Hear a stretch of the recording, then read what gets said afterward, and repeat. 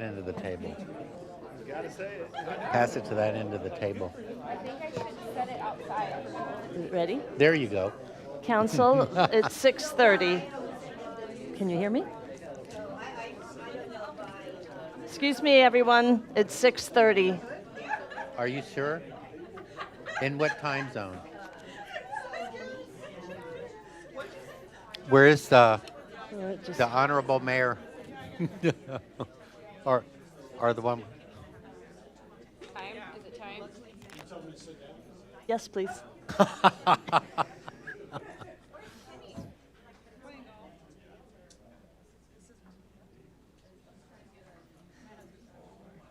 Ready? But do I have this on? Huh? Where are the ear things? I think it's like upside down. The mic goes on the, yeah, that, there you go. I'm always backwards because I'm left-handed. Okay. It's a lot easier if you go bald like me How's he to get it respond on. to that? Good evening, everyone. Turn one. Good evening, everyone. Thank you for joining us tonight for our November 3rd regular City Council meeting. For the record, it's 6:31 p.m. Council, when I call your name, please say here or present. Mayor Maxton. Here. Council Member Stroop. Here. Elizondo. Here. Bliss. Here. Kerner. Here. Parker. Here. And Menchow. Present. With 7 members of council present, a quorum is declared. Thank you, Christina. And a great turnout today. So thank everybody for being here today. And would everybody please stand and join me in the Pledge of Allegiance? I Pledge allegiance to the flag of the United States of America and to the republic for which it stands, one nation, under God, indivisible, with liberty and justice for all. Thank you. And again, thank you, everybody, for being here tonight. Somebody mentioned that maybe there was free food or something.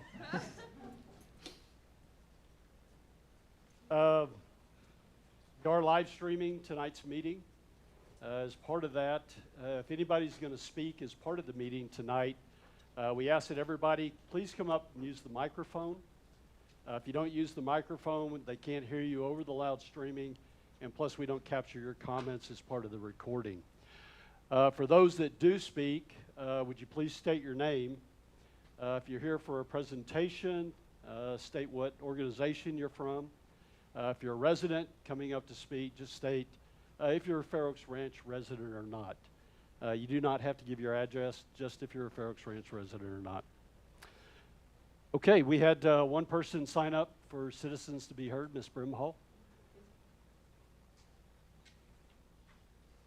Good evening, everybody. My name is Sharon Brimhall, and I do live in Fair Oaks over on the Parkway. This is an invitation for everyone in Fair Oaks, old, young, in between, those that are veterans, those that love our veterans, to join your friends and neighbors of Fair Oaks Ranch on Veterans Day, Friday, November the 11th at Vestal Park at 4:15 for our second annual Salute to our Veterans. Our program, we ask you to be there at 4:15 because our program will start promptly at 4:30 and will end at 5:15. A lot of you know that last year's program was amazing. As folks stepped up to toll the bell in honor of their special veteran, the spirits of patriotism and gratitude just permeated the atmosphere. And we pray that this year's program will be as wonderful, and we look forward to seeing y'all there. Thank you very much. Did I drop something? Oh, okay. Sorry. Well, thank you for putting on the event and providing the information. And it's always great that we recognize the veterans within our community. Ms. Brimhall was the only one that I had signed up for Citizens to be Heard. Is there anybody here tonight that didn't get an opportunity to sign up that would like to speak as part of Citizens to be Heard? Okay. With that, then we'll move on to our presentations. Jennifer, are you going to help me with the presentations?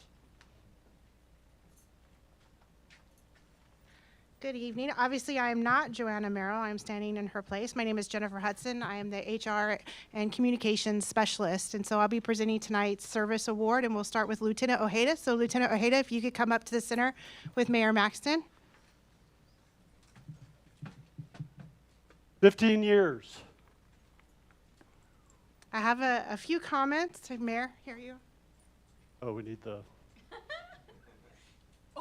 need what you earned for 15. So Lieutenant Ojeda started with the city in August of 2007, and during his 15-year career with the police department, he has held the ranks of officer, field training officer, corporal, sergeant, and now lieutenant.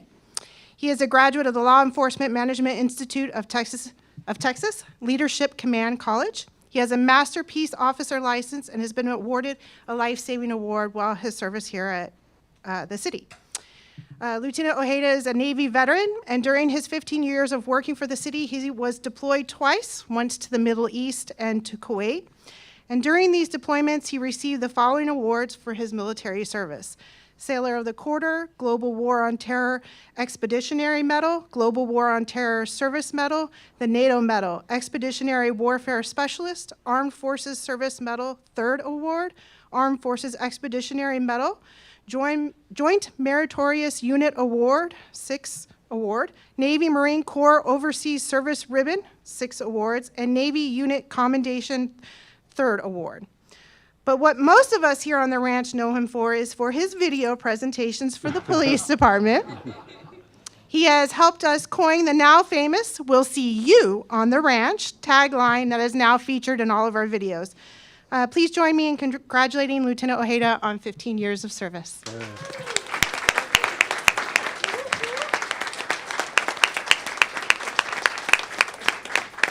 You know, 15 years is, that's a significant amount of time that you have contributed to the security of our city, really, if you want to get down to it. And Jennifer mentioned that he was in the Navy, sought another career, sought civilian police enforcement, then found his way through several jobs and through Kendall County to joining the force here. And during his time here as a patrol officer, as a corporal, as a sergeant, and now the lieutenant of our police force. And definitely over those 15 years, you've demonstrated not only what you provide, what you can bring to the security of our city, but also professionally what we've done overall to ensure the security of our city. So it's 15 years, and we congratulate you for that, and that's a phenomenal accomplishment. But I also want to thank you what you've done for our city, so thank you.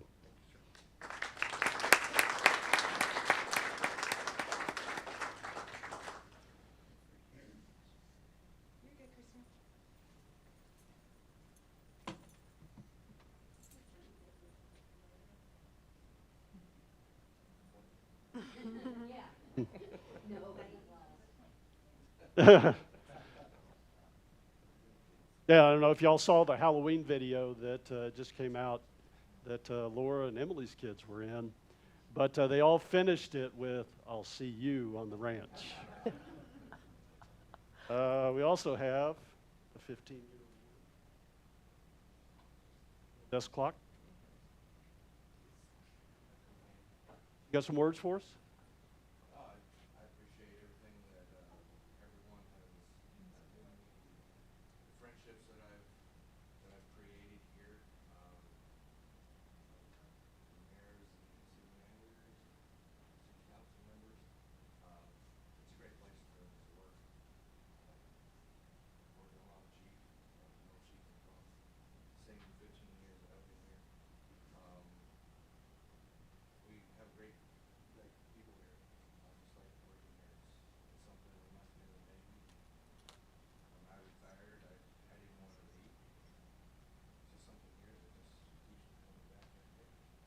Glad for it. Very much.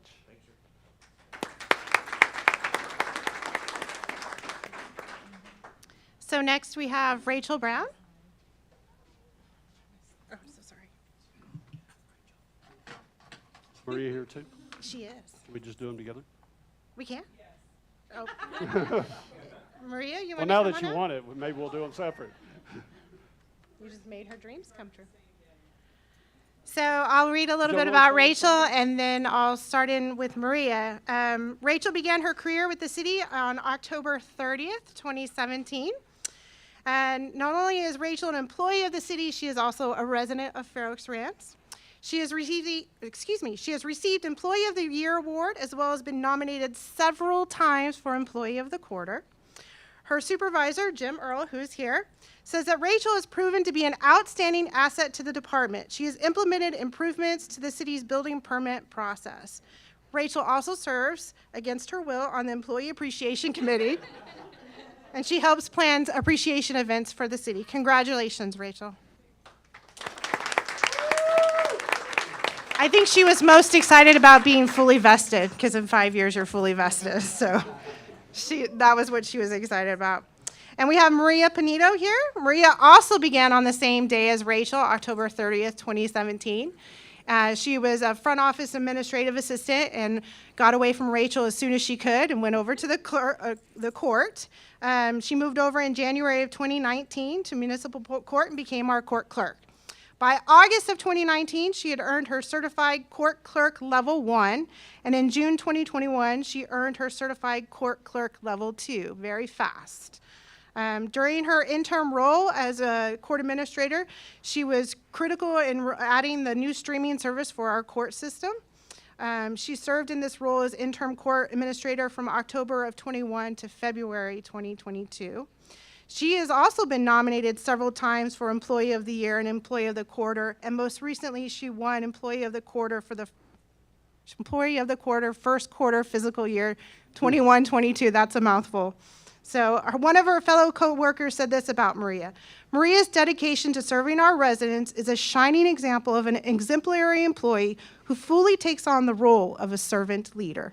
Congratulations, Maria.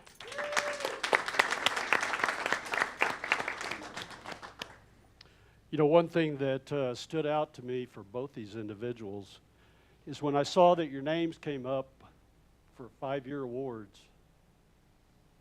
I was surprised that it was only 5 years. And I say that because of the impact that these two individuals have made during that 5 years. And if you recognize that Rachel receiving the Employee of the Year award and Maria also being nominated several times and being one of our most recent Employee of the Quarter awards, they definitely have gained the respect of their peers, the fellows that they work with, and recognized for their talents and what they bring to this city. So when I looked at it, I thought both of them had actually been here for over 10 years for all the impacts that you make. And so it really stands out to me that as we recognize you today for 5 years, that what you've done for the city during that time period. So thank you very much.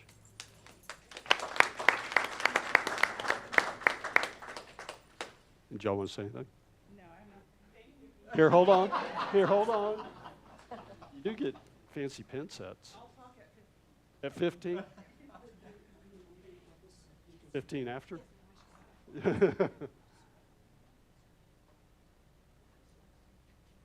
Thank y'all very much.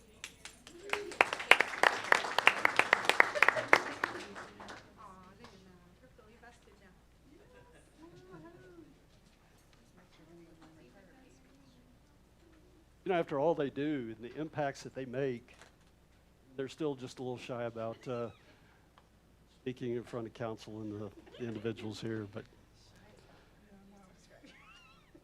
with that, then we'll move on to our consent agenda. We have 2 items on the consent agenda tonight. First is the approval of the October 20th, 2022 regular city council meeting minutes. The second item is the approval of a replat request from the applicant Cocopelli Development Team on behalf of the property owners of William S. Jr.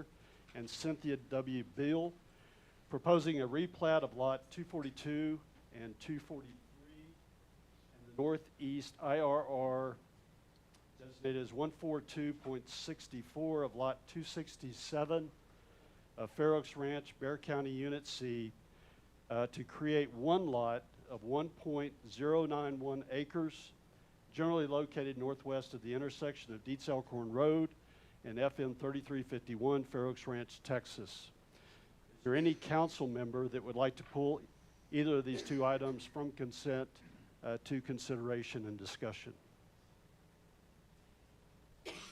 And with that, then, could I get a motion to approve the consent agenda? So moved. Chesley, and a second? Second. Scott? All in favor of approval of the consent agenda, please say aye. Aye. Any opposed? The consent agenda is approved.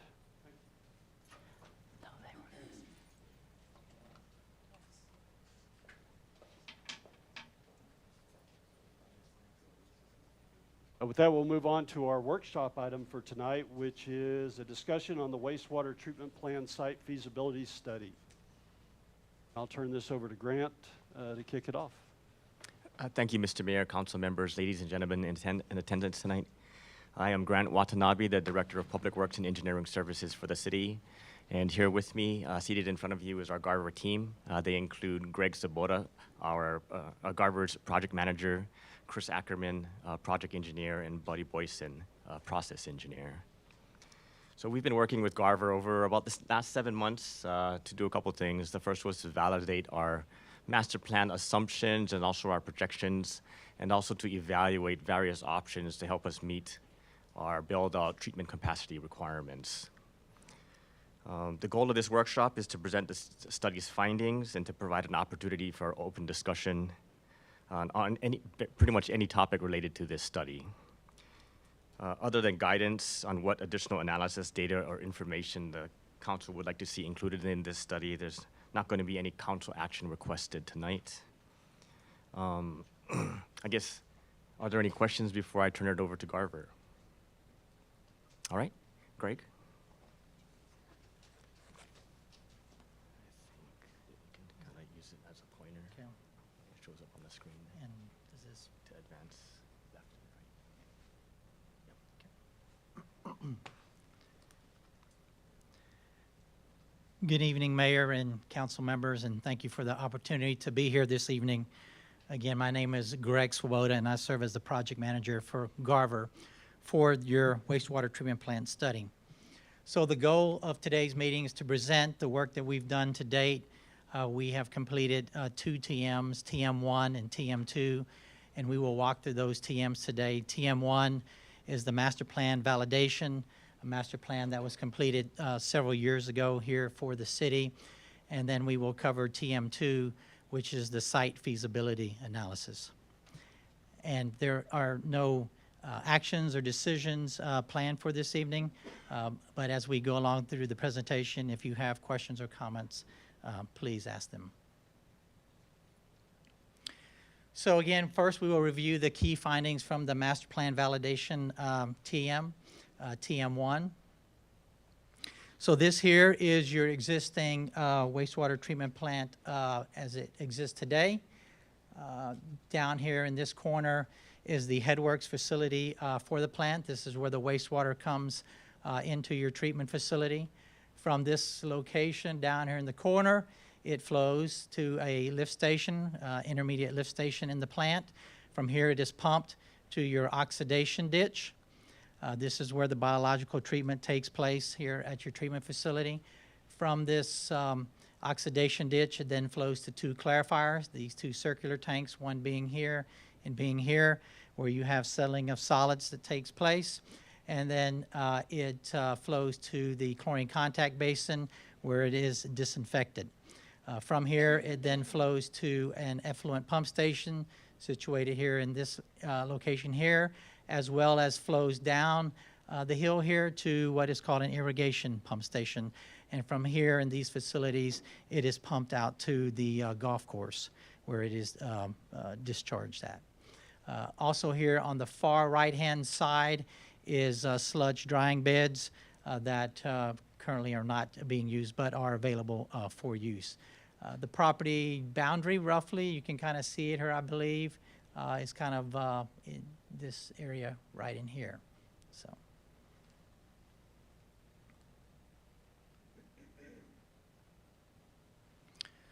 So as part of the work, again, the TM1 was in regards to validation of the master plan report that was completed several years ago.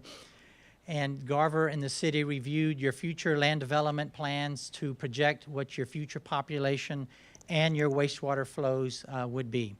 From that evaluation and looking at data from the last 5 years, from 2017 to 2022, we determined that your projected flow would be, or your flows, your current average flows are approximately 244 MGD. Based on your future land use projections for the city, we determined that an additional capacity of approximately 0.224 MGD of treatment capacity is needed to meet your future build-out. So when you look at your current flows as well as your future flows, that equates to about a flow of 0.46 MGD. That is excluding septic systems and so forth that you have within your city boundaries.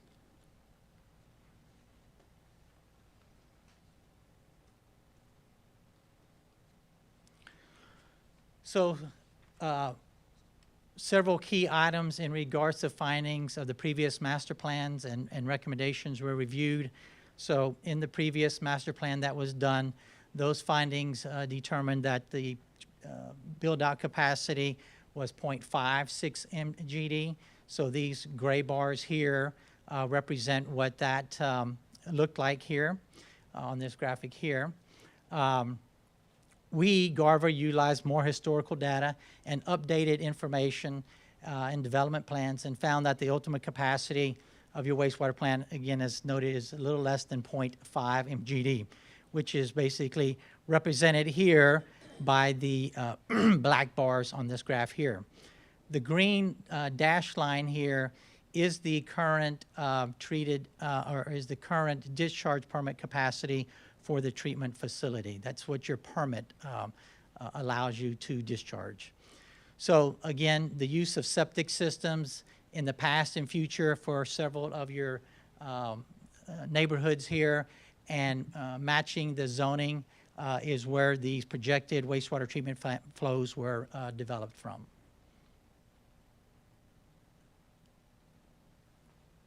So process capacity improvements will allow the city to take full advantage of the existing discharge permit.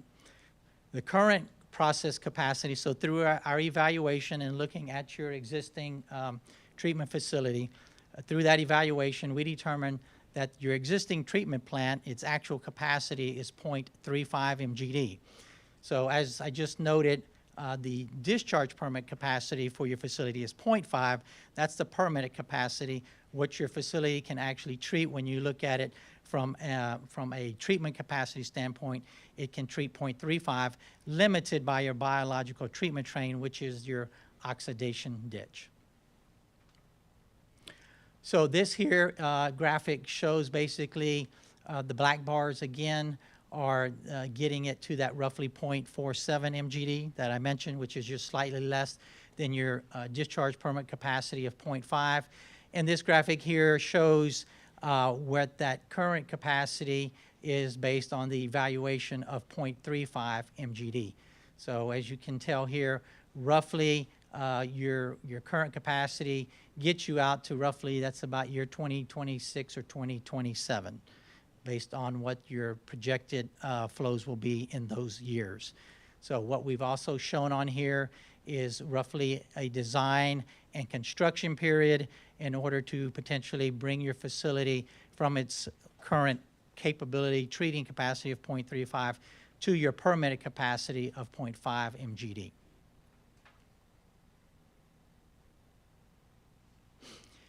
Can I ask questions while Yes, we're doing that? yes. If you go back the slide, so were those vertical lines lining up in the years? Was that intended to be 2023 is when we would start design and construction in 2024 through Yes, 25? that's kind of what Okay. we're showing here, yes. Uh-huh. Thank you. Yes, sir.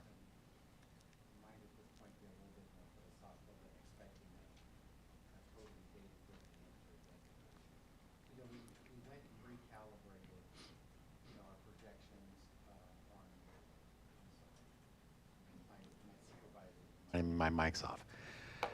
So we revised our planned volume requirements based on the latest look at the data, correct? Yes, sir. And so, that's a totally reasonable thing that can happen. However, we could have more changes in the future. And the point that I'm raising is it seems like, what we're trying to do, and I understand that the current permit is capped at 500. I just wonder about if we design and construct up to that limit and somehow the data changes again and we go back to these higher volume requirements, how do we close that gap at some point in the future? Like if we go back up to the higher numbers in 2030, where are we going to be?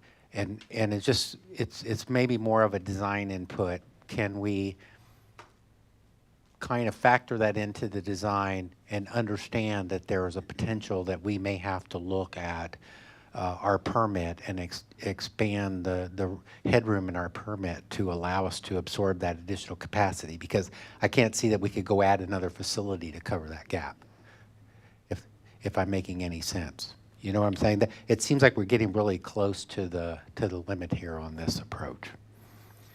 Yeah, so obviously we've used the data that's available to us, right, and looked at your most recent data and determined what your future build out looks like.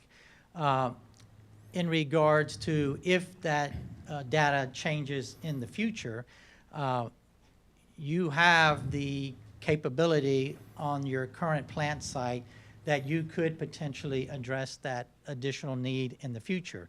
Now, that would require you to amend your permit or get a major amendment to your permit in order to increase the capacity of the facility.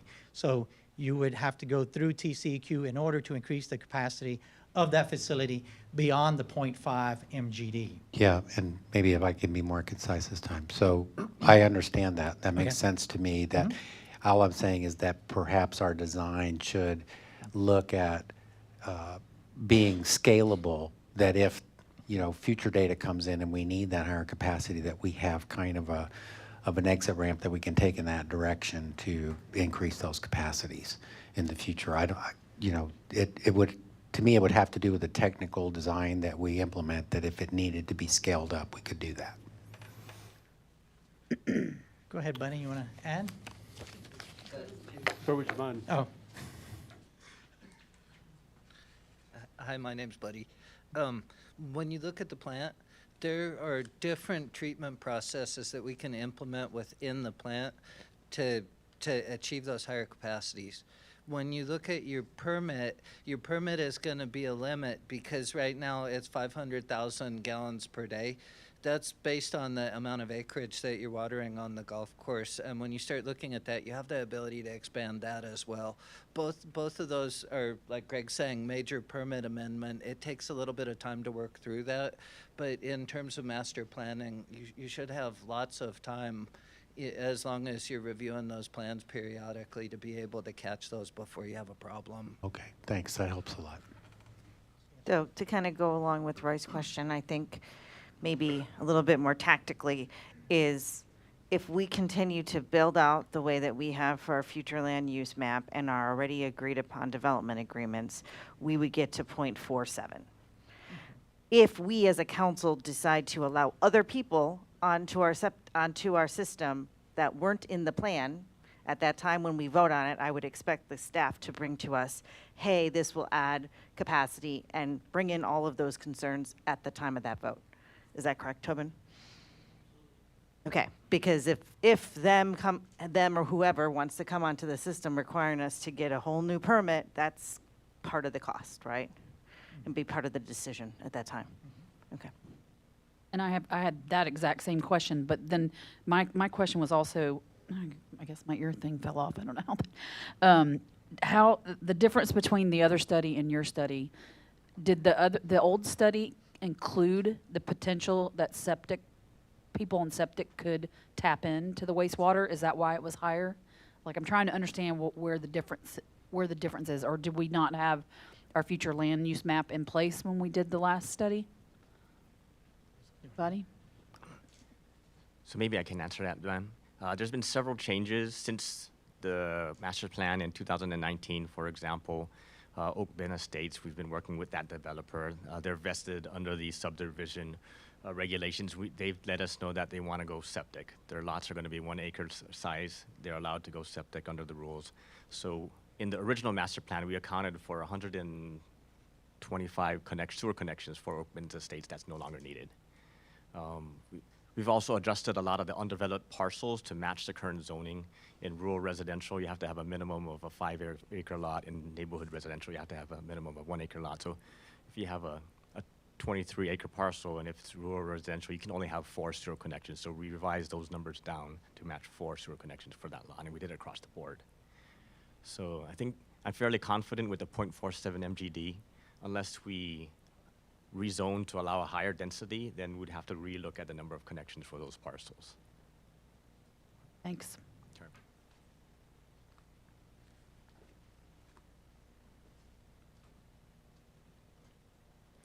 All right. In addition to looking at the flow data and loadings data for your facility, we also performed a condition assessment of the facility with the assistance of city operators and staff to identify any critical plant improvements.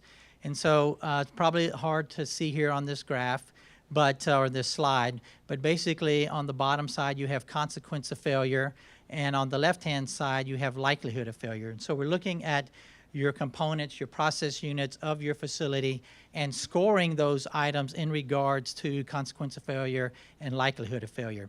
And when we did that, there were 2 items here that rose to the, I guess, to the level of where this is high risk. One being the effluent pump station, and the other being your oxidation ditch or biological treatment. So the effluent pump station is in regards to some of the hydraulic limitations that you have there at that pump station to be able to pump your wastewater out to the golf course. And then in regards to the oxidation ditch, it was really in regards to its capacity and resiliency. So those are 2 items to be addressed in regards to potential plant improvements there at the existing plant. Sorry, I had a quick question on that. So this was a risk analysis taken specifically looking at our current system, Yes, sir. maybe identifying 2 areas that we should address as part of the feasibility study. Yes, sir. Okay. Yep. So again, to go with what Greg was saying, so it's not necessary, I mean, while the oxidation dish needs to be improved to increase capacity, we would have to do something anyways because of its resiliency is a problem? Is that what you're saying? Well, it's the resiliency of it basically gives you the ability such that you've got, I guess, a more robust treatment facility there at your oxidation ditch versus what you currently have. Got So- it, okay.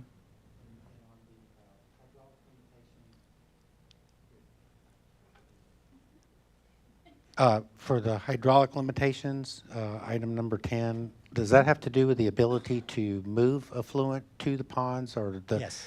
was the capacity of the ponds themselves an issue in that analysis? Was that looked at? So it's associated with being able to deliver the water from your treatment facility to the golf course ponds. Yeah, and I'm just thinking, in some discussions we've had in the many years along the past, that we've had a thing when we've had, rainy periods. I know that seems very distant now, but when we've had rainy periods, is to be able to move all of the excess effluent caused by infiltration of stormwater into the system out to the ponds, and that there was a capacity limit on the ponds themselves. So that's what's giving rise to my question. Yeah, so in regards to the ponds themselves, I think the city needs to work with the golf course and try and, I guess, improve or increase the pond storage capacity. So I do think that's one of the items that the city should look into as you move forward. So particularly in regards to the situation that you note, that in wetter periods, you potentially don't have as much capability to move those water to that ponds because of the limitation of the ponds themselves.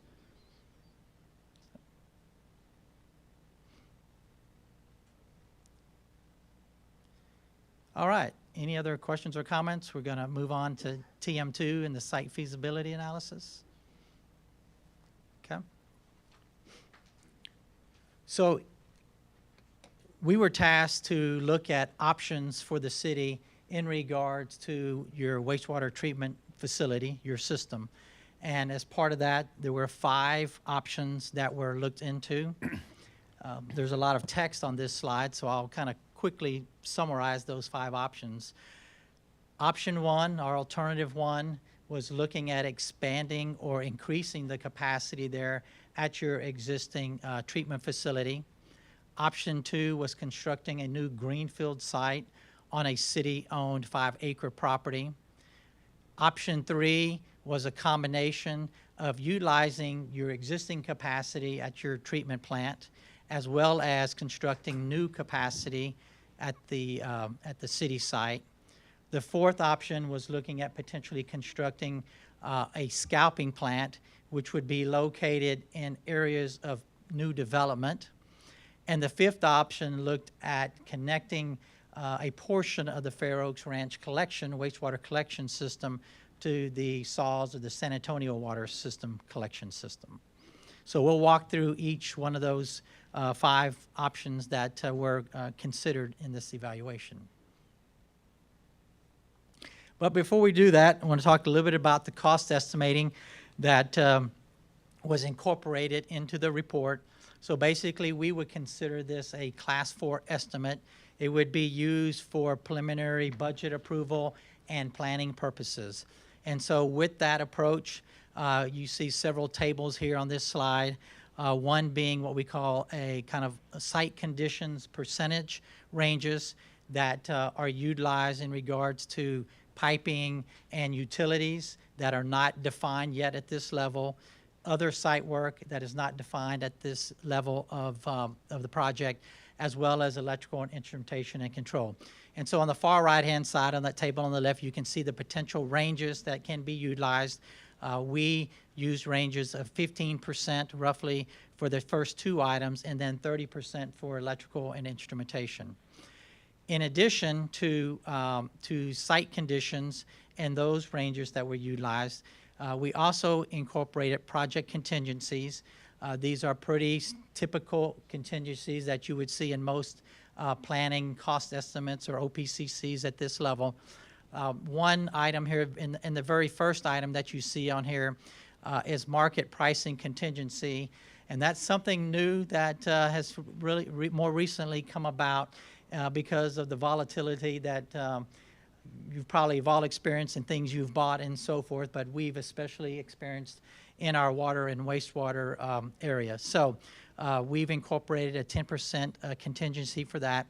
These other contingencies that you see in here, such as 30% for construction, 5% for mobilization, and 20% for contractor overhead and profit, are typically pretty standard contingencies that are utilized, again, in an OPCC. That incorporates basically a 1.8 factor, or 180% of the raw OPCC, and then in addition to that, to give you a total program cost, we've also incorporated 20% for engineering services, so you can see what the total program cost could be to the city.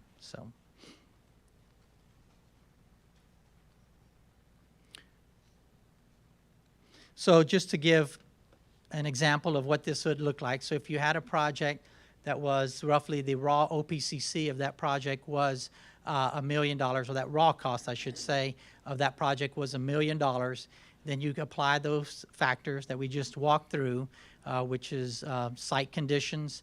That then becomes a raw OPCC of $1.6 million. And then you apply basically the 1.8 factor, or 80%, and then that project cost becomes $2.9 million roughly. So that would be your project cost. That's construction cost is what we would be talking about there. And then if you want the total program cost, which we included here is with engineering services, that total program cost would be approximately $3.5 million. So.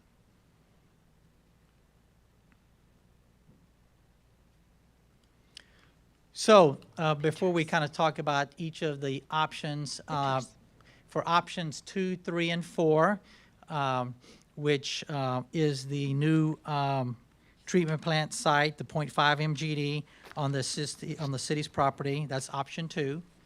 Option 3 is a combination of using the city's existing treatment capacity as well as a new treatment facility. And then option 4 was the scalping plant that we talked about. In those options, we considered several treatment alternatives. One, the conventional activated sludge or the CAS approach, and the second one being a membrane bioreactor treatment process or MBR. These are both robust treatment processes. Conventional activated sludge has been around forever. There are various variations of that. The membrane bioreactor is a newer approach or a newer technology, very proven technology though. It can produce very pristine water, but is typically more operator intensive to produce that. So, but in each of these options, we consider these treatment options within each of these options 2, 3, and 4. So.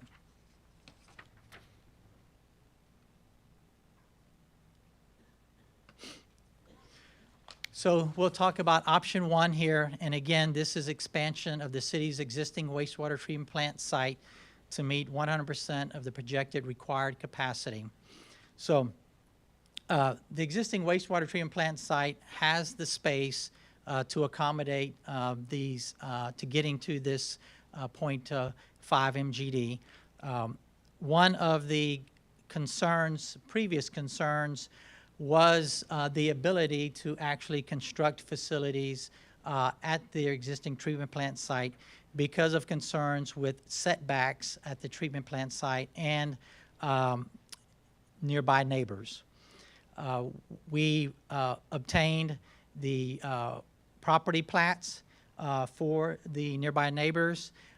We took this information that we received from the city, talked with TCEQ, showed TCEQ the documentation, and TCEQ agreed with us that when those plats were developed for those nearby neighbors, that the appropriate setback was incorporated into those property plats in order for you, the city, to be able to construct additional facilities at your existing wastewater treatment plant site.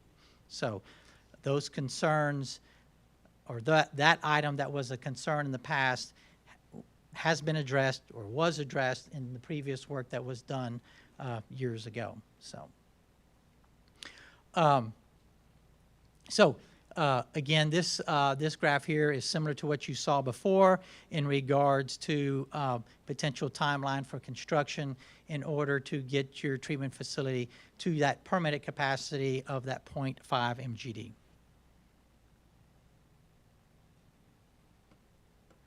So what would be included or what is being proposed in regards to option 1 and getting your existing plant to 0.5 MGD? In regards to the oxidation ditch, which we noted as a deficiency or having a limiting capacity, we have proposed that you put in additional aeration capacity. Putting in additional aeration capacity will increase the capacity of your existing oxidation ditch and allow that to treat the 0.5 MGD at that treatment plant. In addition to that oxidation ditch and that aeration capacity, we've also incorporated an aerated sludge holding tank. This is basically where your sludge would be held until it is actually processed there at the treatment plant. So currently, I believe you are still hauling sludge from your treatment facility, which I believe is quite a large expense there for the city. So, and at the same time, the city is in the process of putting in a means to dewater sludge there at the site. So this would go along in supporting that dewatering of sludge at the site. In addition, we have recommended that you put in a vortex grit chamber as part of the process. That removes some of kind of the sand type particles that is in the wastewater and helps clean the wastewater before it goes through your treatment process, and allows the treatment process to stay, I guess you'll say, cleaner, less grit, sand, and so forth being deposited in the treatment plant. So we've also incorporated here in regards to, which we talked about earlier, an upgrade to your effluent pump station and the piping. So, and then as noted earlier, those buffer zone requirements have been incorporated into those neighborhood plats, and so you have the capability to expand there at your existing plant. So I guess, again, just kind of reiterating, this here is your headworks. In this area here is where the vortex grit system could be located. Here is your oxidation ditch where additional aeration, which what we have shown here are drop-in diffusers. This is the blower facility that would provide the aeration to the drop-in diffusers as well as to the aerated sludge holding tank. And then these are improvements here, the piping, or excuse me, the piping improvements here at the effluent pump station, as well as piping improvements down here at the irrigation pump station. So, I had a quick question before you go on. It was really related to it is related to the dewatering press system that we're going to put in. yes. And so as part of this evaluation, that was considered, that we were already making that improvement as Yes. part of that? And is the dewatering press that we're looking at enough capacity to support meeting the 0.5 MGD? Yes, yes.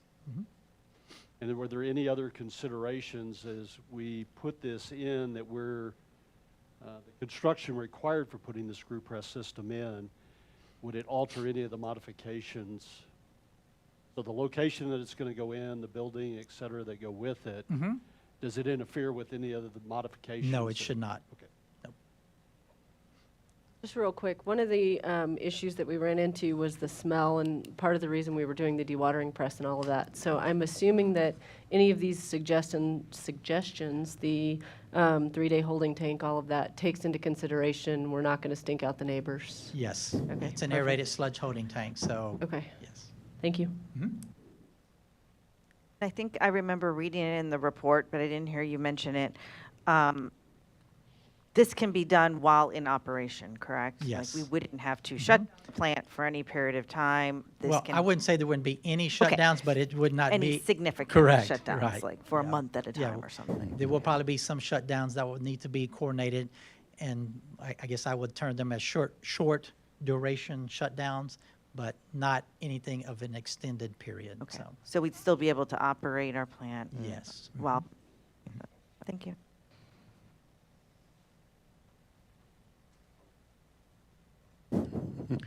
So this is the cost buildup for option one. So it incorporates all the major components in regards to this OPCC. So in order to expand the facility to the 0.5 MGD or increase its treatment capacity to the 0.5 MGD, that cost is roughly $3.9 million. And when you factor in the contingencies and so forth, that gives you a construction cost roughly of about $11.1 million. And then total program costs is about $13.3 million.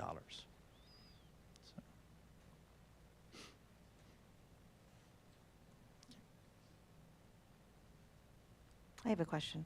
So when you've used these calculations before, I'm assuming, in previous projects and other You're places. talking about the cost numbers there? The contingencies and stuff. Yes. In situations where you've done that, do projects typically come in under that? Because it does seem like a lot of contingency. Yes, I would say generally in the past that the projects would have been, this is hopefully a conservative look, right, at the costing. But we are definitely in different times Right. today than we have been probably a year ago, a year and a half ago. So Good to we keep believe. worst case scenario. Yeah. Really? Okay. Yeah, I mean, we believe that these are good numbers, but I will tell you that we definitely have seen what I would call a contractor capacity issue in Central Texas, as well as materials and equipment availability, as well as labor availability. So, Understand. Yeah. Thank you. all right, so next we will walk through options 2, 3, and 4. So option 2, again, is the 0.5 MGD greenfield facility on city-owned property. So this is a brand-new facility. We have shown it here is the location of the site. So in this scenario, the existing wastewater treatment plant would be decommissioned, and there would likely be a lift station, there would be a need for a lift station to pump the flows from the roughly existing location of the plant to the new plant to convey the way your collection system is set up to convey it to the new facility. So, and then the effluent from the new plant would then be pumped from the new wastewater treatment plant to the golf course. So the discharge would still be the same, or the effluent from the plant would still be discharged in the same manner to the golf course. So for this option 2, Thanks. again, you can see all the items incorporated into the cost here for the brand new plant. The brand new plant itself is about $7.5 million. And then you have the conveyance that I talked about. This is getting it basically from your existing treatment plant to the new treatment plant.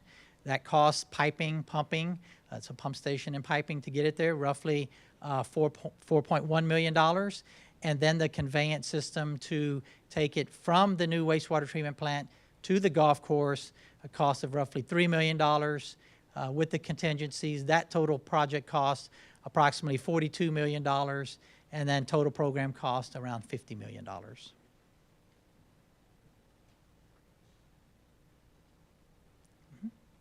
Hold on, I just want to look at the next slide. Okay.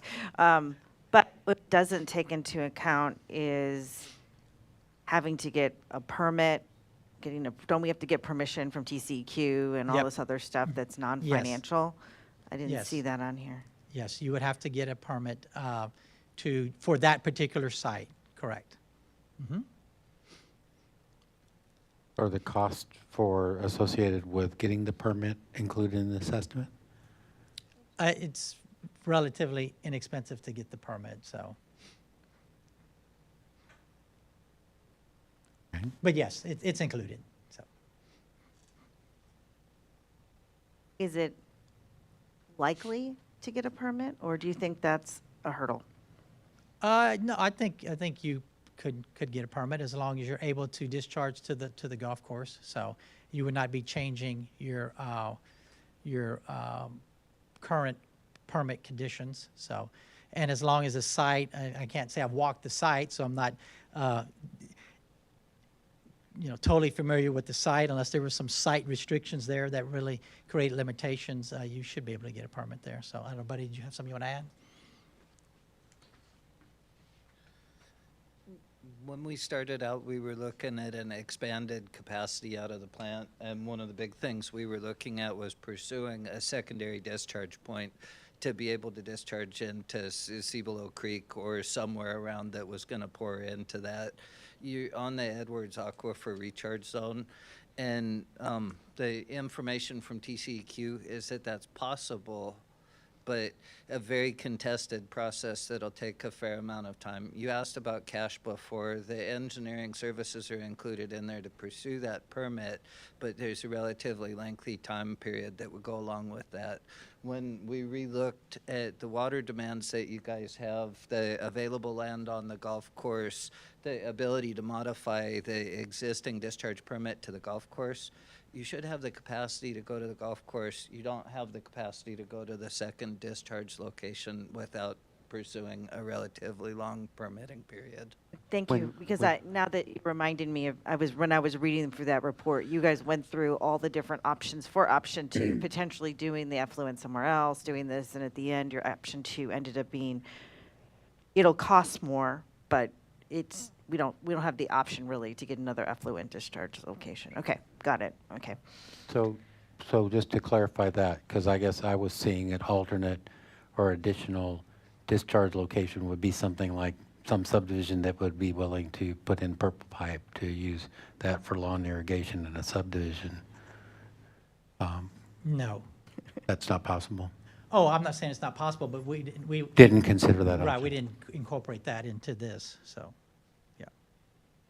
But again, you say that's kind of an extended permitting process associated with those kinds of options. Sorry to keep running up No, here to that's give you guys fine. answers, but when we look at the scalping plant option that Greg's going to talk about, we look at locating a wastewater plant in a neighborhood, and we're assuming that you would pursue some sort of a permit to use the water locally. But in those cases, the amount of flow of water is going to overload the neighborhood, and where you're doing that, you're offsetting water that you would be using. It's a good thing, but you would still need a place to take that wastewater to, because the flows are much larger than the land could handle.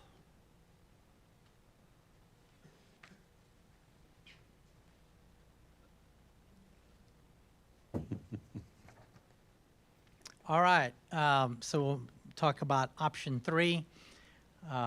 Option three, the existing site would remain at its current capacity and new capacity would be constructed at the city-owned property.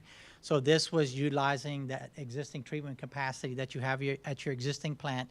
And then in order to make up that differential, you would construct basically a 0.15 MGD facility at the new site. So, and this layout here is just showing what that looks like potentially at that new site and what that facility would be. In addition to the biological treatment that would take place at the new facility, it would also include on-site dewatering and aerated sludge holding tanks there at the new site. So when you looked at this, and again, this in here, what we have on this this slide here, we've showed both the CAS option and the MBR option, but you can see the cost of this 0.15 MGD as a conventional activated sludge, a CAS system, the conveyance to get it to the new wastewater treatment plant from the existing wastewater plant, and then the reuse system to get it to the golf course. That raw cost is roughly $9 million, and then with the factors and so forth, a project cost of about $26 million, and then total program cost of $30 million. And then you have the same thing in regards to the MBR process option, just a little more expensive in regards to the MBR process option. So.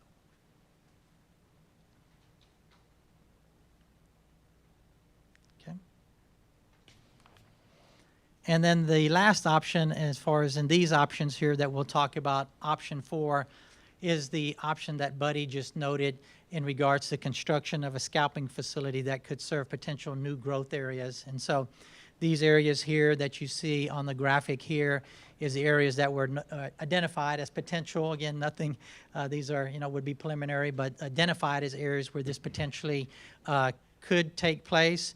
Again, we were looking for areas where we could generate, or you had the potential flow to get a flow amount that would allow you to continue to use the existing treatment facility and then take advantage of the flows and then treat those flows in that particular area.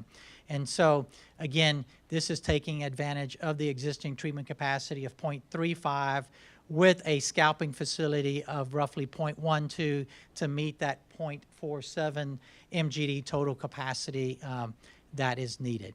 So this here on the left-hand side generally shows where these areas are roughly located as far as within the city of Fair Oaks Ranch. So when you looked at this option here, again, we looked at it at both with the conventional activated sludge as well as a MBR. And when you look at these total project costs, 46 million for the conventional activated sludge, 48 million for the scalping plant, and then roughly 56 and 58 million for total program cost for this scalping option approach. Any other questions or comments on options 2, 3, or 4? Okay. So this is in summary kind of what those ranges look like for options 2, 3, and 4, again, depending on which treatment option was selected. So ranges anywhere from, I guess, the low of roughly 31 million in option 3 up to as high as roughly 50, almost 58 million in option 4. So, and again, that was what is showing here is total program costs. Next, we will discuss option 5. So option 5 is looking to connect to the San Antonio water system, wastewater collection system. So a portion of the Fair Oaks Ranch wastewater collection system would be connected to the SAW system. This was looking at connecting 0.2 MGD. So again, continuing to take advantage of your existing wastewater treatment plant capacity. Based on the information that was provided to us, it appears that the location would be that connecting point to the SAW system would be there at Old Fredericksburg Road and IH-10, just north of Fair Oaks Parkway.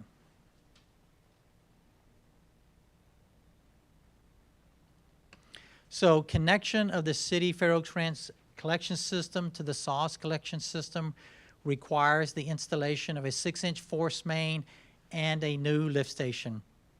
So there were several locations, I will say, that were considered in regards to where we might be able to locate this lift station. What you see here on this graphic here is that we are showing the lift station being located at the Fair Oaks Ranch, or the existing wastewater treatment plant site. The reason for that was being able to come up roughly with this 0.2 MGD of flow that would be diverted to the SAWS collection system, as well as potential cost issues and so forth, permitting items that would be associated with potential other locations, other neighborhoods. So this is where the location would be.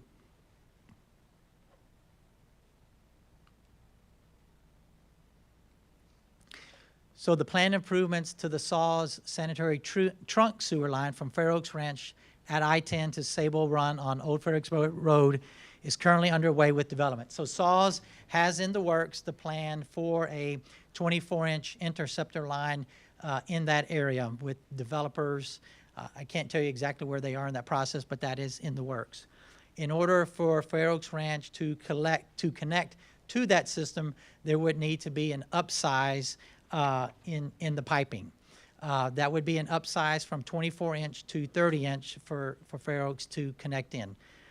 That difference in cost roughly is about $1.3 million for that difference in sizing. Fair Oaks Ranch, for the amount of flow that you would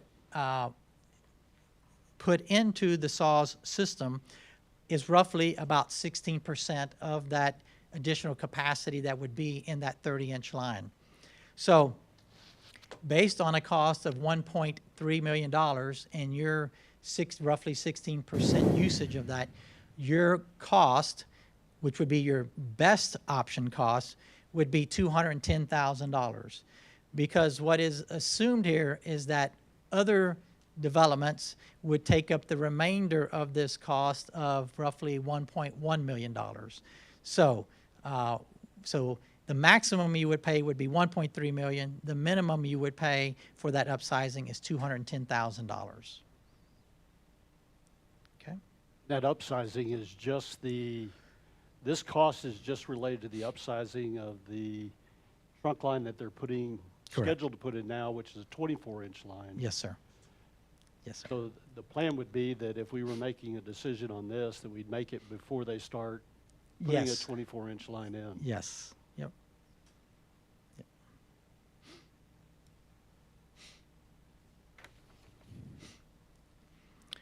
Additionally, Fair Oaks Ranch would need to enter into a USA or utility service agreement with SAWS that requires SAWS board approval. So based on 2020 monthly volume usage, SAWS charges basically 44 cents per 100 gallons of usage. If Fair Oaks Ranch is utilizing 200,000 gallons, that monthly cost is $27,000, which is roughly an annual cost of $324,000. This number here can change.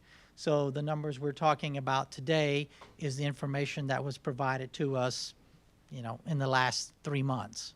So this annual cost could change as time changes. So Fair Oaks Ranch would become a wholesale customer to SAWS. Since you are only entering into a sewer contract with SAWS and you don't have a water contract with SAWS, you have to have an alternate means in order to be charged for that wastewater that you're producing. And so it would be a requirement that you put in a flow meter in order to measure those flows as they would enter the SAWS collection system. I have a quick question for you. Mhm. Did you guys look at all into the monthly volume charge? Did y'all look at any historical data to see how they traditionally? As far as from SAWS, Yeah. we did not. You're talking about that 0.44 and how that changes? Yep. Yeah, we didn't look into that. So under this option, and I don't know if this is a question for you or maybe even for Grant. So the way we were looking at this is for our Fair Oaks Ranch residents, they would still receive their wastewater bill from the city. This $27,000 would then come a payment from the city to SAWS. Pay for, is that? Because there's no way SAWS we wouldn't know what came into the plant that we need to send out, like where it came from. Like, But that cost would be spread to all of the wastewater users in the rate. Well, right. but is it potential that that monthly usage would be variable? It depends on how much the flow is any particular day or week. So there might be months at a time where we don't send anything to SAWS and our plant can handle the capacity, and then there might be months where we send a lot. Is that the concept? I mean, because I don't think, is our monthly volume that consistent? I mean. Yeah, I mean, as of today, you don't even need that capacity, right? Right. I mean, you've got enough capacity at your existing plant.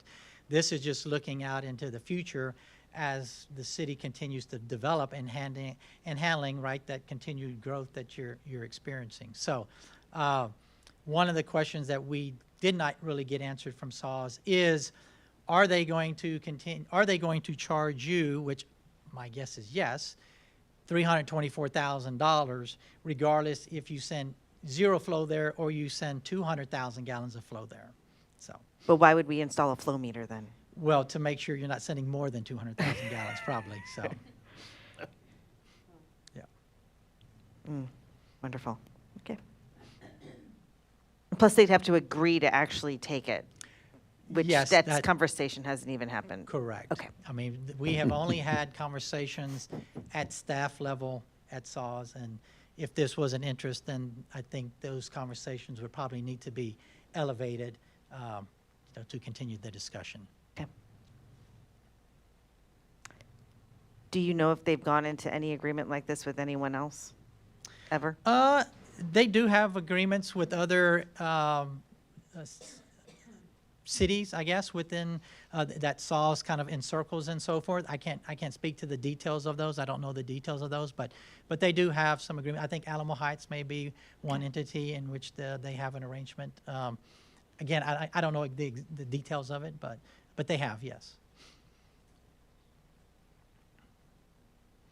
And then this here is the buildup of the cost for this option here. And as it notes here, one of the locations that was considered for a lift station was the Cibolo Trails neighborhood. And I kind of noted why that was not incorporated into here. So You can see the cost here roughly of the lift station, the force main, right, that we showed. You have several other miscellaneous costs in here, as well as some pavement repair because of the routing of the force main. That equates to a cost of roughly, total project cost of about $10.5 million, and then with total program costs of about $12.5 million. The other item that comes into play here also is the impact fees that SOLS will charge for this connection. So based on roughly the 200,000 gallons, that equates to about 1,450 EDUs, and the cost per EDU is about $3,450. And so what you see here at the bottom here is the totalization of the cost for this option. So you've got that cost share that I noted of $210,000, which would be your minimum cost share. You have the impact fee cost, which is roughly $5.2 million. And then you have the actual construction cost here, which equates roughly to a total construction cost of, total cost, which would include the program cost, roughly of about $18 million, plus the annualized cost that I noted of $324,000, which could change depending on how SAWS applies those rates. So, Do we know when they're putting in that 24-inch line, or when we would have to? I don't, Chris, do you happen to know? They what- talk remember? about No, that? Okay. I mean, do you know, maybe you know? Yeah, we had a couple meetings with SAWS and the developer as well as their engineer, and it's still in the design phase. Okay, I so would it's expect nothing. they're still about a year out. Thank you. But one thing that stood out to me that's interesting with this, at this time, even with these costs, you have the annualized costs, we're still running Our our other plan. wastewater treatment plant. Yes, that's So correct. we have all the costs associated with it also as part of Yes. this. Yep.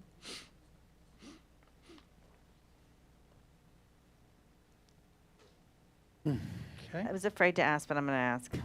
So you're putting in all these new pipes, some of them going across Ralph Fair Road, some of them along Fair Oaks Parkway. Mhm. Does that mean we got to rip up all those roads? Like, how are you going to get it under Ralph Fair Road? Good way.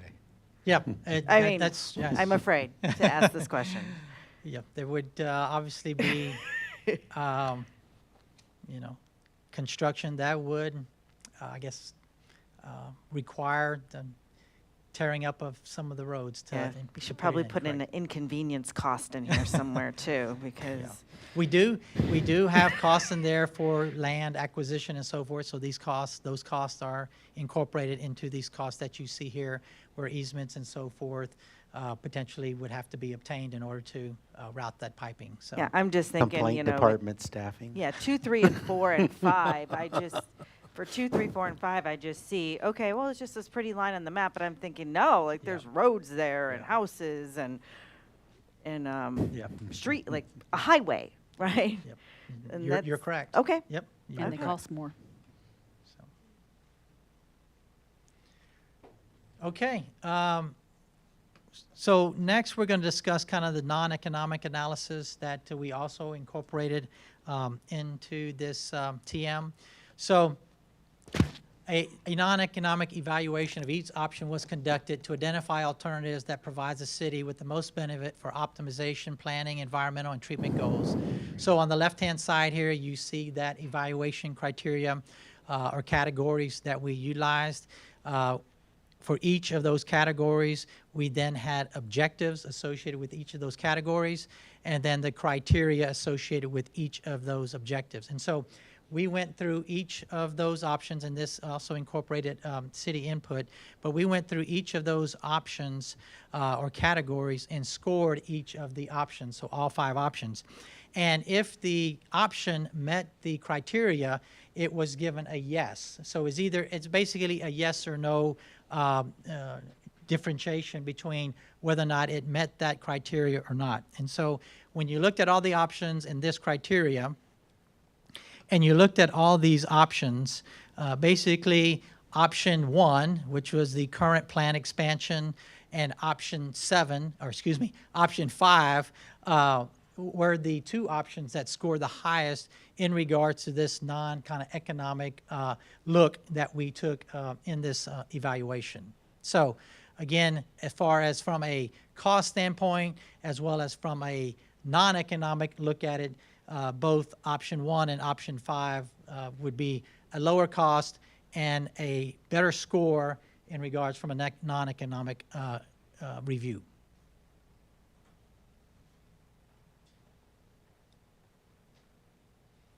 So in summary, the lowest cost option for expanding treatment capacity is option 1 and option 5.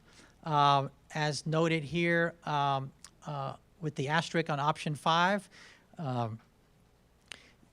and I spoke to earlier, this $324,000, which is an annual cost, is really not incorporated into this total number. And also is noted that this would require SAW's board approval for this to move forward. So, and with that, I think if you've got any additional questions or comments. I guess my comment is that it's kind of obvious that I think the most logical approach is to pursue option 1. I think, especially considering what, Laura and I saw a lot of heads nodding that, digging deep trenches, deep wide trenches down the parkway is probably not something that would be enjoyed very much by citizens, and would take a lot of advanced planning and commitment to that to be able to tie into SAW's in time to coincide with the other projects associated with that. So I don't know that there's really a real good path other than option 1 right now. No, I wasn't. Go ahead, Michelle. 2 questions. I agree with that. Roy, what are next steps? We do have one more slide, and it's called Next Steps. Good question. Great question. Perfect. Teed you right I'd like up. to answer any more questions before we get there. Okay. Ask and you shall receive. I guess the other thing I see in option 5 is that we lose some autonomy with having to deal with SAWs. Okay, and that always concerns me because we're in control of our destiny with our own treatment facilities. A board that we don't have a vote on. Exactly. And we're not in control of when they decide to raise prices or flows. They turn around for whatever reason. Lemon Creek is using more than what was expected. Even if we are paying for helping offset a larger line. So I personally think that keeping it in-house is best for my way of thinking. And understand, there is no decision tonight. Yes, sir. All this was presentation to gather information.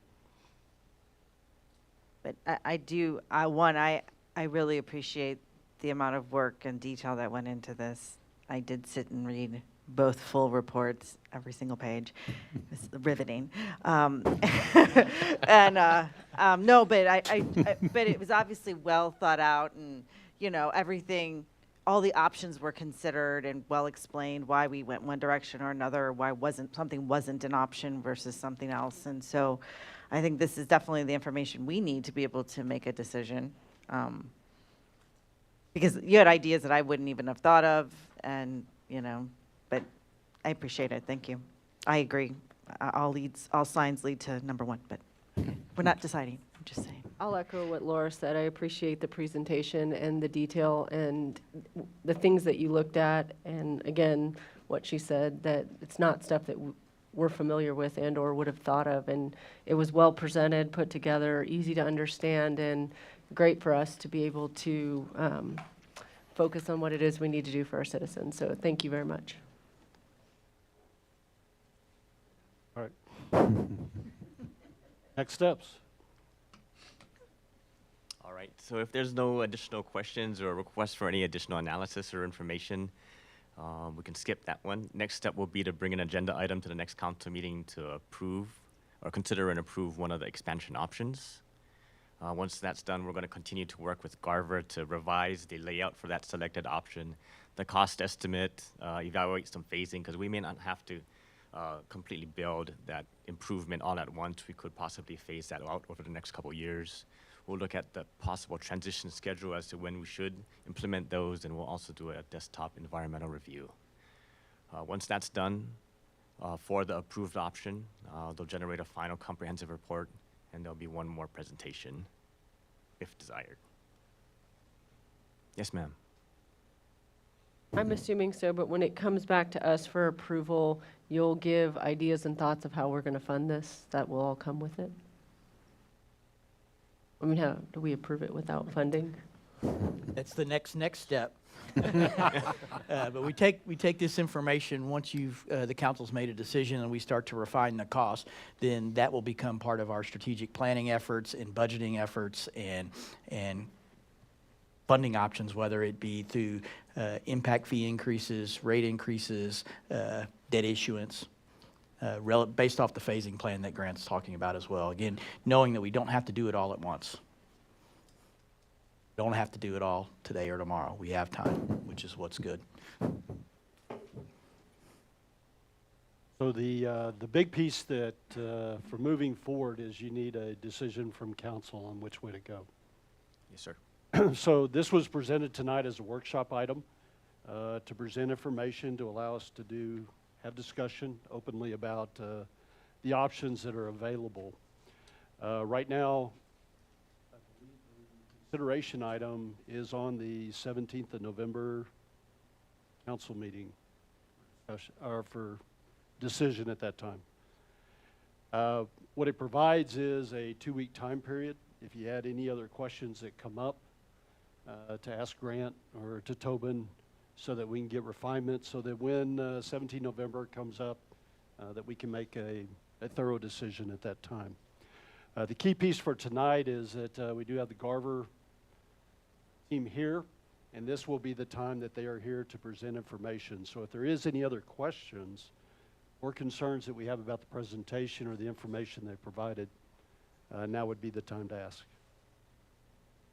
Just as a follow-up, Mayor, the other value add of making a choice and starting to solidify these numbers is this information will also be vetted through the Capital Improvement Advisory Committee, and it'll allow them to take a look at our master plans and also impact fees and whether any changes need to be made there as well.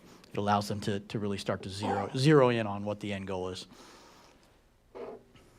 And we did take a lot of questions from council tonight. We have a lot of residents that are here with us, some that sit on our boards and commissions. Does anybody else have any questions that maybe we missed? Paul, or? Yeah, what was your estimate for the wastewater plant before? I looked it up at 13 million. Oh, Paul. If you could just restate the.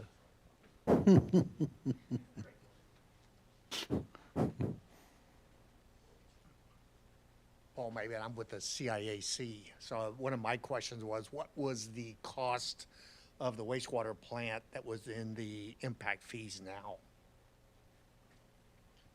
Thanks, Paul. So if I recall correctly, the construction for just the new wastewater plant was, I think it was 13 million, but the conveyance system to get effluent to the new site and then back to the old site, to the golf course, was another 12 million. So total about 25 million in 2019. So now we're seeing here, the cost is pretty much doubled to build a new plant like that in 3 years. Anybody else?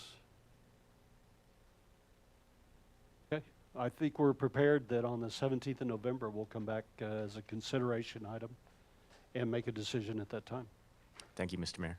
Thanks, Grant. Thank you all. Very good And job. thank you, Greg. Thank you. And your team for the ditto what everybody else said, very professional and very thorough. Thank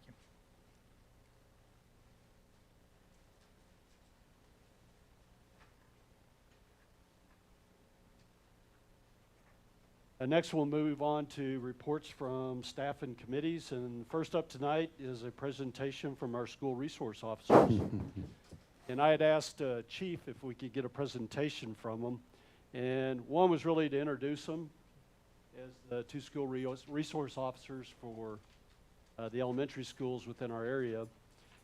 And then if they had an opportunity to provide any information on what they do on a daily basis, and then also if there was any assistance that we could provide that you need help with as your council to support you as your SRO position.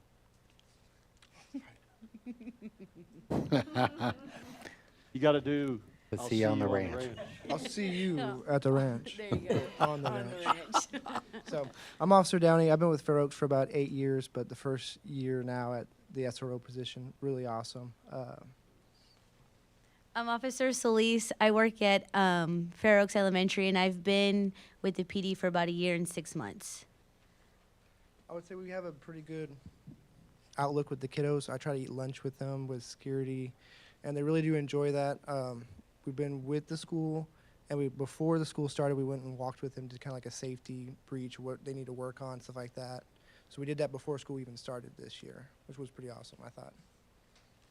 And then we also like to make sure that the patrolmen who obviously drive around in the city, that they come to our schools and make sure that their badges work, and also so that way they could be familiar with the school as well, for in case if anything were to happen, they are able to know how to get access and all that good stuff too. What we also do is we try to be sure that we are present in like around the school and also inside, so that way the kids don't feel to be afraid of us, more of like we're a friend.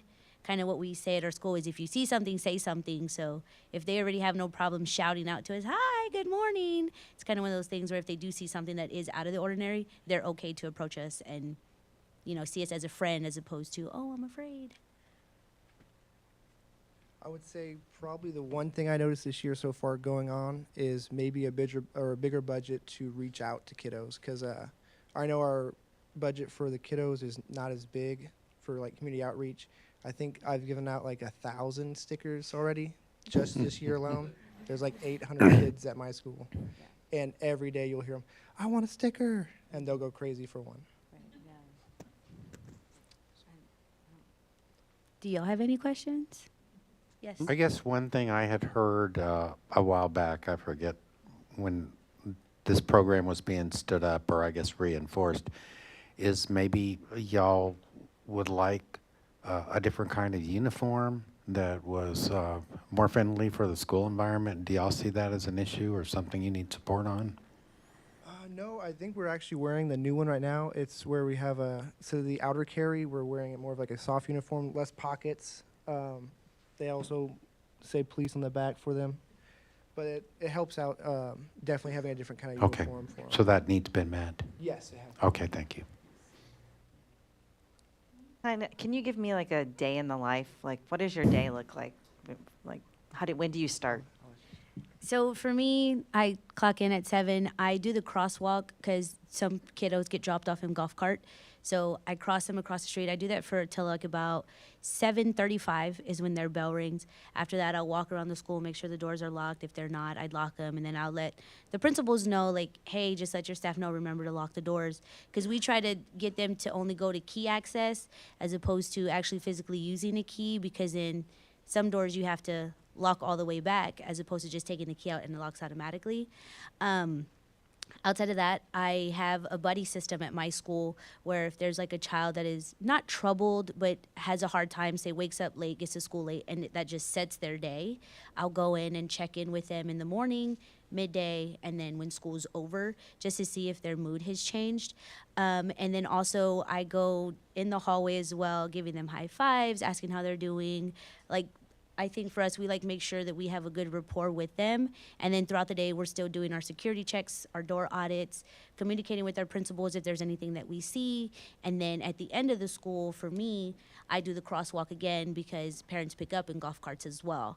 And it's just being there and being present, and again, just being friendly with the kids and letting them know that we are here for them, and also building relationships with the staff as well. One thing she did forget is we do a lot of training also with Bernie. So we do meet up with the other SROs, and we do like room clearing, stuff like that on staff student days when there's no teachers. We'll actually continue training. That's wonderful. Thank you.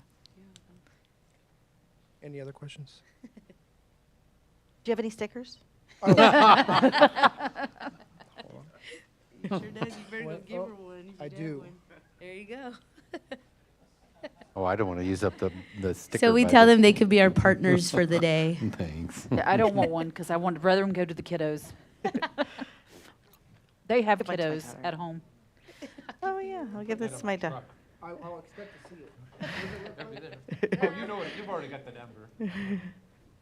Yeah, when he passed out, it's a junior officer sticker. I do have one question. I think what y'all do is kind of cool. I think it has to be absolutely rewarding. And I love the fact that you're trying to get in there with the kids because a lot of kids are scared of people in uniform and it molds what they think of police officers at a young age, and I think that's great. Yeah, I agree completely with that. And I appreciate the opportunity I was given to actually be the SRO at either school, whether it be Van Robber or Fair Oaks Elementary. It definitely is rewarding, especially for somebody who loves kids. So I appreciate it. I also just wanted to say I love the position. The kiddos are awesome. Well, was there anything else that we as the council could help you with? Any challenges that you faced or? I think if we could revisit that one at the end of the school year would be perfect, because Good. then we could have a list going. All right. And we say that just because this is the first year that Right. we've had SROs and our first time ever being an SRO. So I think it's just going to be a lot of trial and error. But I agree with him. I think at the end of the school year, I think we'll be able to have a list of what it is that we would need. I do have one question because you mentioned golf carts a couple of times, and I'm just wondering in that process, if you find yourself ever kind of having to enforce some of the golf cart rules, especially with regards to how kids are being transported. For me, yes. And I mean, obviously, I talk to them about it. I can give you a ticket or I'm going to give you a ticket. It's just, hey, fix it, because if a patrolman sees it, possibility you can get a ticket. And mostly they'll not argue with it, like, okay, I didn't know. And I'm just like, well, I think you did, but.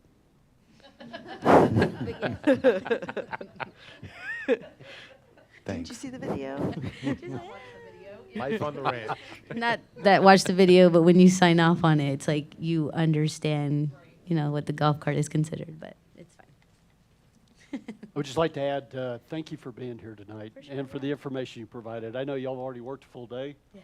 And so we pulled you out in some off-duty time to be here tonight, and I just want to tell you how much I appreciate it. And I'm sure from the rest of the council that you took the time to be here, so thank you. Thank you all very much. Thank you. We all have a good night. We'll see y'all out on the ranch.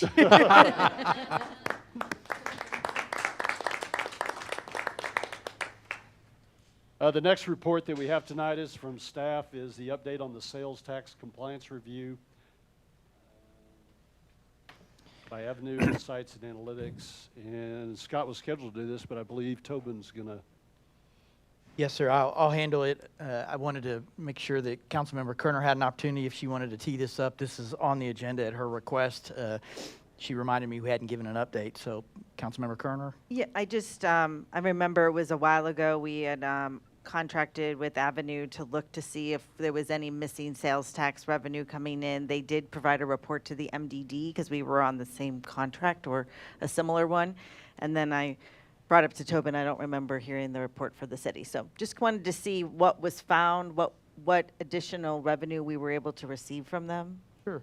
So the consideration page is really self-explanatory, but for those watching, we hired a third-party firm at no fee to do a compliance review. We have, 3 counties, several different addresses. You could have a Bernie address, a Fair Oaks Ranch address. People start businesses in their homes. New businesses move in and out. So periodically, it's a good idea to audit the sales tax collections. And what I mean by that, the sales tax, the percentage that comes back to the city, is it coming to us from the comptroller? And when it's not, it means the business owner is not reporting it correctly back to the comptroller's office. So we did an audit. There's no upfront cost to the city. The consultants only paid if they find an error, and they get a percentage of that finding. And to date, we started this back in July of 2021, and so far they've only found one error, which was for $8,292 and some change. And so that's money back into the pockets of the city of Fair Oaks Ranch. from a sales tax perspective. And then, as the agenda item noted, they did find one error as well for the MDD, which totaled $6,746. And so they're still on contract. They will continue to audit and review the compliance. And again, it's a good idea to do that every few years. And as errors are found, we'll get them corrected. And we haven't had any problems really with the business community, so it's really been a good process. Gives us a comfort level that sales tax is being recorded properly. That's all I have, Mayor. Thanks, Tobin. Anybody else, questions? We'll move on to announcements. Any announcements from council members? Early voting ends tomorrow, and election day is Tuesday, so make sure you vote. Van Robb Elementary School, For the Bear little County. schoolhouse. For Bear For County. Bear County. Sorry, for Bear County. I don't know where for the others, sorry. The annex, okay. I had a couple announcements. Next week is Municipal Court Week, the 6th through the 10th of November. It's a time to recognize the work our municipal court does and the contributions that they make to our community. And specifically from our municipal court is Judge Kim Keller, Ricardo Bautista, and Maria Pinedo, who was here this evening. Also next week is Accounting Professional Day, which will be observed on next Thursday, the 10th of November. And this is a day to recognize the exceptional efforts of our city finance department, which is Rosie Vella, Summer Fleming, Julie Lovelace, Amanda Sturgeon, and Clayton Hosher. Yes, Heschler. For both of these departments within the city staff, they provide a vital resource to our city. And look at it, the efforts that they put into it are not highly visible to what they produce. And so this is an opportunity to really see what they do for our city and recognizing them. And one thing that stands out to me is that if they didn't do the jobs that they currently do to the level and the professional detail that they do, we would definitely recognize it. And so it's a contribution or an exceptional effort by them at what they do every day just to accomplish which are really difficult tasks, and they do them with ease. Second announcement I had is Veterans Day is next Friday, the 11th of November. And Ms. Brimhall was here earlier. There are 2 sponsored events to observe Veterans Day within our community. Ms. Brimhall talked about it's a resident-sponsored event that will start at 4:30 to 5:15 next Friday afternoon, and that one will be in Vestal Park. And then we also have another event following it that is sponsored by FORHA, the Fair Oaks Ranch Homeowners Association. That one will be at the Country Club parking lot at the north end, and that one will start at 5:30 and run to about 6:30 that evening. And then the last announcement I had tonight, information has gone out, and the obituary was in the paper today, reference Mac McWilliams. He passed away on the 21st of October. We just recently recognized Mac and his wife here for their 75th wedding anniversary. And I believe that Mac McWilliams was the last surviving Fair Oaks Ranch resident that was a veteran of World War II. And Mac was 97 years old when he passed away. So if you join me in condolences to the family for their loss, for a great man that did a lot for our country and for our city. And that's all the announcements I have. Tobin, anything else? No announcements tonight, Mr. Mayor. We have a ribbon cutting on tomorrow. We have a ribbon cutting tomorrow, and city offices will be closed on Friday, November 11th, for Veterans Day. Very good. Yes, ma'am. And you just reminded me, also on Veterans Day, that morning at 11 o'clock, Bernie is hosting a Veterans Day ceremony that I believe council has been invited to. So wanted to encourage people to attend that too. Veterans Plaza It's Veterans Plaza. in Bernie.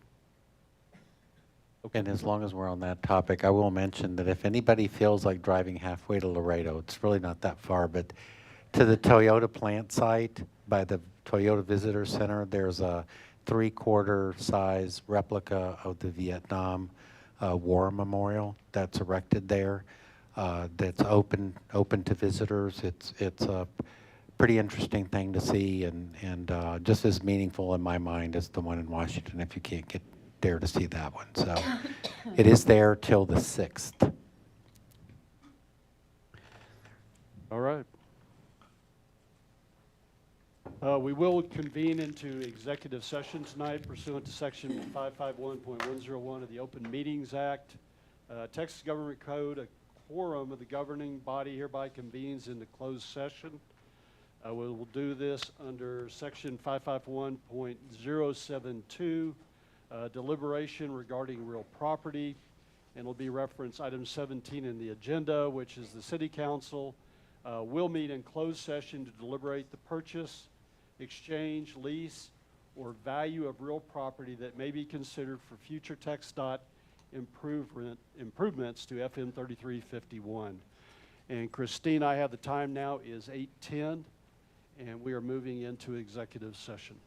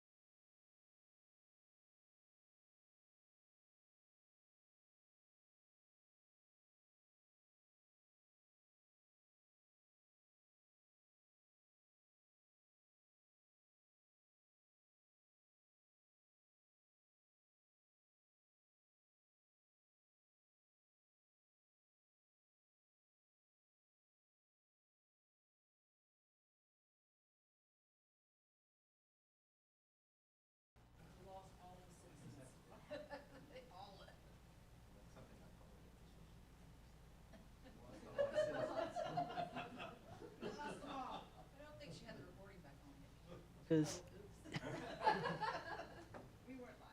All right, I have the time now is 8:30, and we are back in open session.